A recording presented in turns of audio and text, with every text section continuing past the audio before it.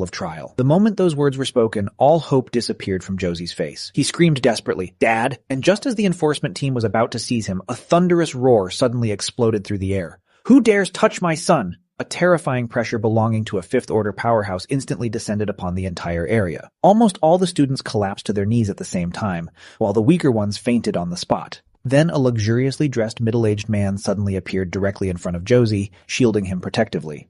The head of the Zhou family, Zhou Shang. He didn't even glance at the evidence on the ground. Instead, his gaze locked onto me with pure killing intent burning in his eyes. "Boy, you dare ruin my son and stain the reputation of the Zhou family? No one in this world can save you now." Before he even finished speaking, a gigantic claw made entirely of energy crashed down toward my head. A fifth-tier powerhouse? Was that supposed to scare me? I remained standing exactly where I was, and there wasn't even the slightest trace of fear in my eyes. If anything, the only thing left inside me after being pushed this far was pure killing intent. The space in front of my forehead had already started distorting slightly. Even if I ended up heavily injured, I was fully prepared to sever one of Zhou Shang's arms first. But at that critical moment, bang! A voice even more domineering than Zhou Shang's suddenly thundered across the battlefield. Before I even realized it, the colonel was already standing in front of me. He didn't use any flashy movement at all. He simply threw a single punch. That was enough. The gigantic energy claw created by Zhou Shang shattered instantly. The terrifying force behind the punch slammed directly into Zhou Shang's chest, blasting him backward as blood sprayed from his mouth. He crashed through several military tents before finally smashing into the ground. One punch. A fifth-tier powerhouse severely injured by a sixth-tier expert. The colonel slowly lowered his fist, and the coldness in his eyes became terrifying. "You openly attacked and attempted to kill a military witness, and the winner of this trial inside our own camp. Zhou Shang, do you want to bury your entire family with you?"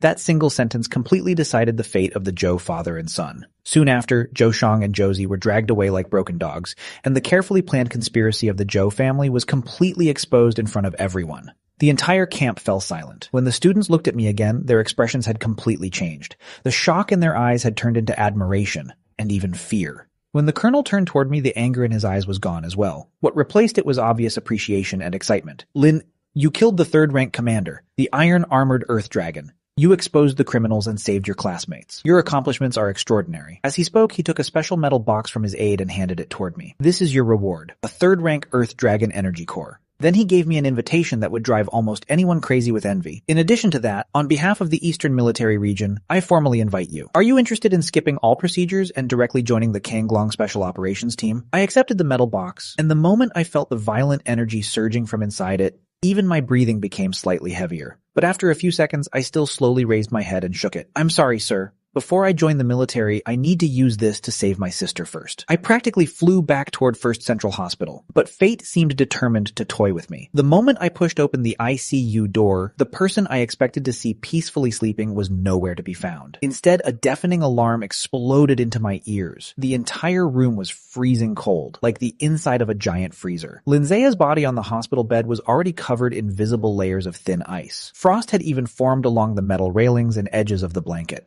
Her lips had turned dark purple, and her breathing was so weak it almost looked non-existent.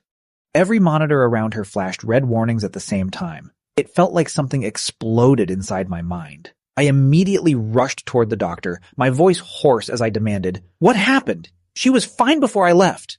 The doctor was drenched in cold sweat and could barely speak fast enough. "The Abyss Frostbite Syndrome inside your sister's body mutated?" It suddenly underwent a malignant mutation. The cold inside her body now acts like it has a mind of its own. It rejects and devours all outside energy. The mild energy fluid we tried injecting earlier instantly froze solid. As he said that, his eyes slowly moved toward the metal box in my hand. The expression in his eyes looked like he had found both the last hope and a death sentence at the same time. The energy inside a third-tier Earth Dragon Core is far too violent. If you use it now, not only will you fail to save her, it'll be like pouring water onto boiling oil. The cold inside her body will explode instantly and turn her into an ice crystal on the spot.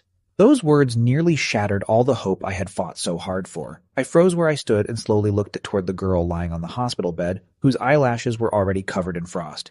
Every emotion disappeared from my face. The only thing left was a strange calmness born from absolute silence. "What do we do?"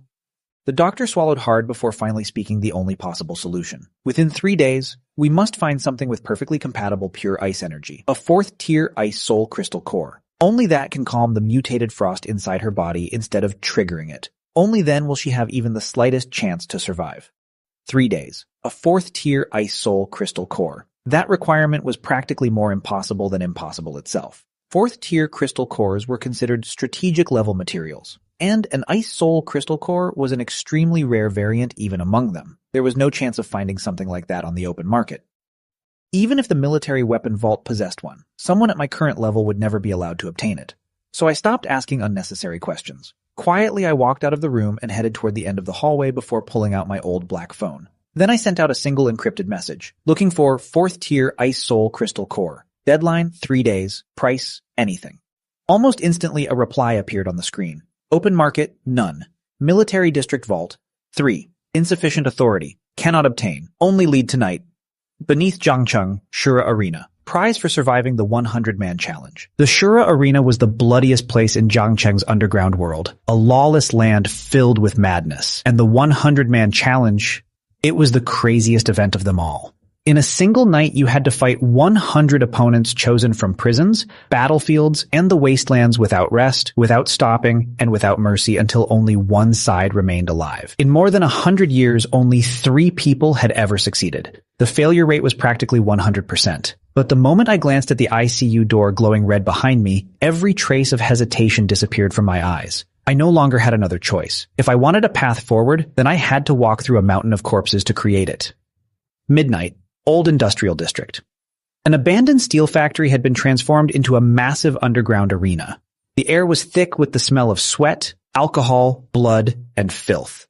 Deafening heavy metal music blasted through the underground halls while thousands of spectators screamed like lunatics. I wore a hard smiling mask stained dark from old battles as I stepped into the backstage registration area. A giant man with a scorpion tattoo glanced at me cautiously before suddenly laughing and telling me to get lost. "This is the Shura Arena," he sneered, "not some playground for little kids." I didn't argue with him. Instead, I simply picked up the filthy life and death waiver and bit down hard onto my thumb until blood flowed out. Without a single emotion, I pressed my warm, bloody fingerprint onto the signature line. Then I slowly raised my head beneath the smiling mask and stared directly at him. "Enough nonsense. Prepare 100 people. Are they coming all at once, or one by one?" The man had worked in the Shura Arena for over 10 years. He had seen desperate men, he had seen monsters and lunatics, but even so, my gaze still made a chill crawl down his spine. Without saying another word, he silently handed me a black number plate, 9527. Then I turned around and walked toward the giant steel gate leading straight into hell. First match, Black Ape.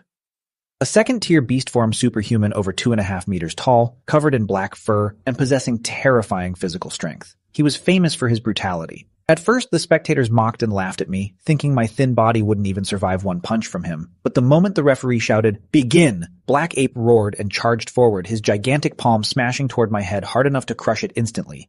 Yet before he could even touch me, I casually stepped aside and slipped past his huge body. Then, slice. Black Ape's massive body suddenly collapsed onto the steel arena floor. Right before the eyes of thousands of spectators, his head, still carrying a trace of confusion, slowly rolled away from his neck as blood sprayed violently into the air. The entire arena fell into absolute silence. Then the crowd exploded into deafening screams. For the first time, the name 9527 echoed throughout the Shura Arena. But immediately after that came the second fight, then the 7th.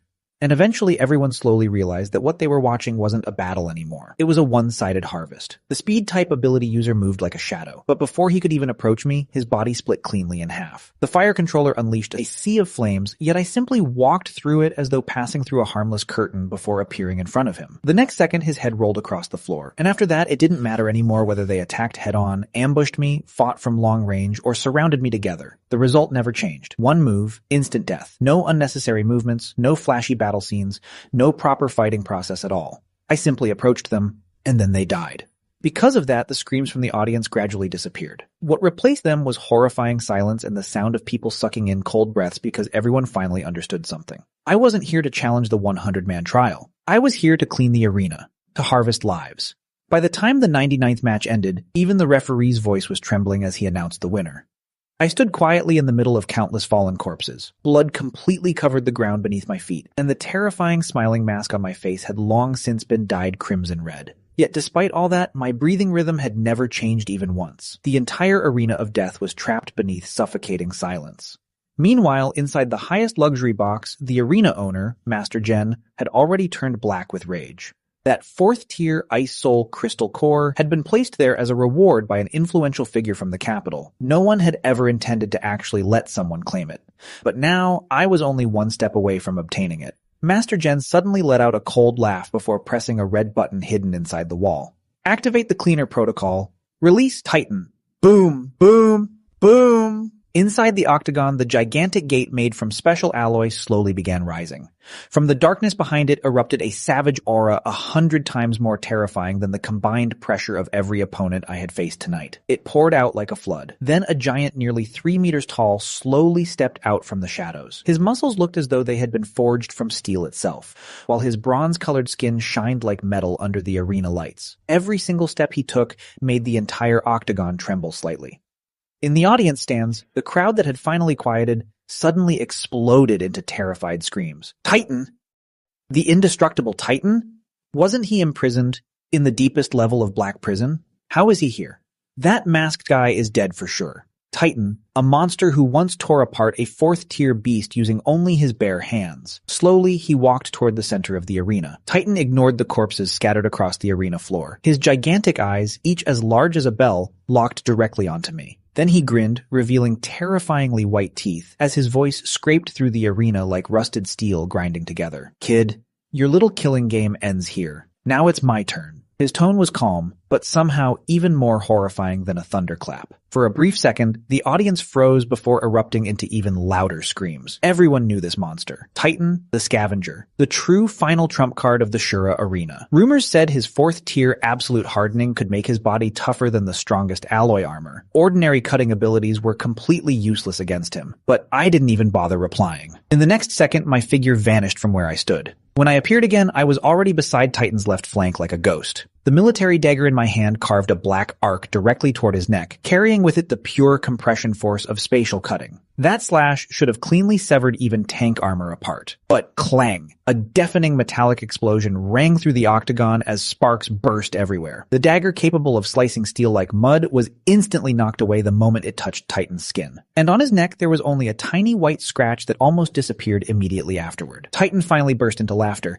The entire octagon cage trembled from the force of his laugh. "Tiny insect," he mocked. "I told you already. Those little cutting tricks of yours don't work on me." Before he even finished speaking, his fist smashed toward me sideways. There was no fancy energy, no complicated technique behind it. Just pure, overwhelming strength pushed to the absolute limit of speed. Too fast. I could clearly see his movement, but my body couldn't dodge in time. In that instant, I could only cross my arms in front of my chest to protect myself. The punch felt like being hit head-on by a speeding train. My body flew backward and slammed directly into the alloy steel fence. The entire wall bent outward into a massive human-shaped dent. Then a mouthful of blood spilled beneath my mask, staining the chest of my combat suit dark red. For a moment, the entire arena fell silent, before exploding into even crazier screams. The people who had been terrified by my slaughter of 99 fighters suddenly found an outlet for all their emotions. They roared wildly, waiting to watch me get crushed. Inside the private box, Master Jen slowly raised his wine glass again, his face filled with contempt and confidence. In his eyes, I was nothing more than someone relying on strange tricks to show off, while Titan represented true strength. But leaning against the twisted steel fence, I slowly wiped the blood from the corner of my mouth. My gaze remained ice cold, completely emotionless. I had already reached a conclusion. Ordinary spatial cutting became ineffective once the target's material density and energy structure surpassed a certain threshold. The shearing force generated when the space closed weakened too much. In simple terms, if I kept trying to cut him from the outside, I would never break through his defense in a short amount of time. But the problem was, I didn't have time to waste. My sister was still waiting for me in the hospital. The fourth-tier Ice Soul crystal core was right in front of me. If the outside wouldn't work, then I would attack from the inside. So I slowly stood up again. Seeing this, a mocking look appeared in Titan's eyes. "You can still move? Looks like I held back too much earlier." I still didn't answer him. Instead, I charged forward first once again. In everyone's eyes, I looked like a moth throwing itself into a flame. Titan clearly thought the same thing. This time, he didn't even bother punching me. Instead, he grinned and opened both of his arms wide, planning to grab me alive and crush every bone and organ inside my body into powder. 10 meters. 5 meters. Right before we collided, my body suddenly dropped low. I slipped beneath his mountain-like chest as my entire body shot past him like a shadow. At the exact same time, I opened the fingers of my right hand and gently pressed my palm against his temple. The movement almost looked like the touch of a lover. Titan's mocking smile still hadn't disappeared from his face. Follow, like, comment, and share for part 7.